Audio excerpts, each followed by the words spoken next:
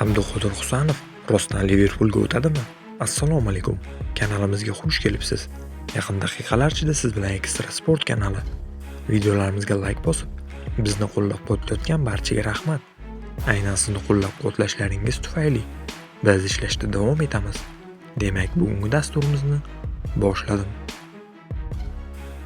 So'nggi bir necha soat ichida O'zbekiston ommaviy axborot vositalarida Manchester City futbolchisi Abduqodir Husanov Liverpulga o'tishi mumkinligi haqida turli mish-mishlar tarqala boshladi. Bugungi dasturimiz homiysi sizlarga katta bonuslarni taklif qilmoqda. Eng katta sovg'a esa yangi yilga 200% bonus taklif qilmoqda. Ekstra Spa promokodi bilan ro'yxatdan o'tsangiz va depozit qilsangiz, qilgan depozitingizga 200% pul qo'shib berilmoqda. Shoshiling, hozirroq kommentariyadagi havola orqali ro'yxatdan o'ting va yangi yilga o'z sovg'angizni olishga ulgurib qoling. Mazkur xabarlarda asosiy manba sifatida Anfield Papers nomli sahifa keltirilmoqda.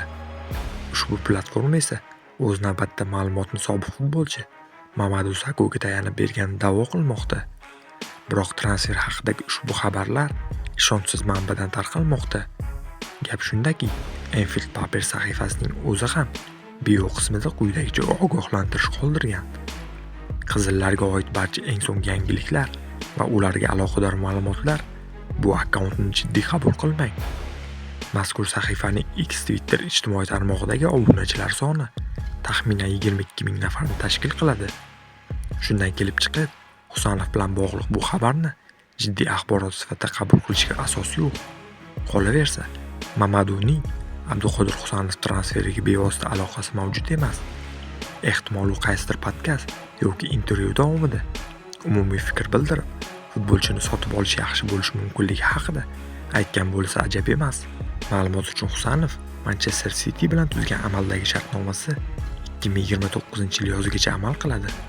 Qadrli do'stlar, siz nima deb o'ylaysiz? Abduqodir Husanov haqiqatan ham agar imkon bo'lsa Liverpulga o'tgani ma'qulmi yoki Cityda qolib o'z vaqtini kutganimi? Albatta fikrlaringizni izohlarda yozib qoldiring. Videoga esa like bosib ketishni unutmang. Kelasi dasturlarda ko'rishguncha xayr, salomat bo'ling.